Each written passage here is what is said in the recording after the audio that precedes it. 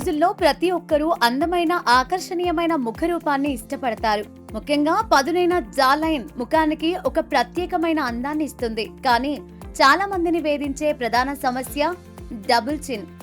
గడ్డం కింద అదనపు కొవ్వు పేరుకుపోవడం వల్ల ముఖం లావుగా, వయసు ఎక్కువగా ఉన్నట్లు కనిపిస్తుంది. బరువు పెరగడం, చర్మం సాగడం లేదా ఎక్కువ సమయం ఫోన్ చూస్తూ తల కిందకు వంచడం వంటి కారణాల వల్ల ఈ సమస్య వస్తుంది. ఎలాంటి సర్జరీలు లేకుండా ఇంట్లోనే రోజుకు కొన్ని నిమిషాలు ఈ సింపుల్ ఫేస్ ఎక్సర్సైజ్ చేయడం ద్వారా డబుల్ చిన్ కు చెక్ పెట్టొచ్చు. Sky kissing. ఈ వ్యాయామం గడ్డం చుట్టూ ఉన్న కండరాలను స్ట్రెచ్ చేయడానికి బాగా ఉపయోగపడుతుంది.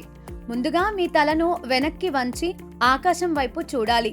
ఆ స్థితిలో ఉంటూ ఎవరికైనా ముద్దు పెడుతున్నట్లుగా మీ పెదవులను పైకి చాపాలి.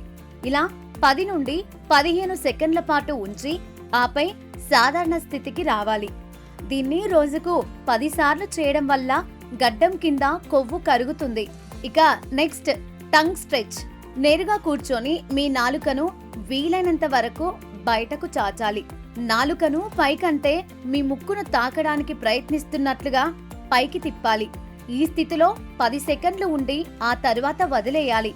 ఇది దవడ కండరాలను బలోపేతం చేస్తుంది. తదుపరి దవడ కదలికలు. మీ తలను వెనక్కి వంచి సీలింగ్ వైపు చూడండి. ఇప్పుడు మీ కింది దవడను వీలైనంత వరకు ముందుకు నెట్టాలి.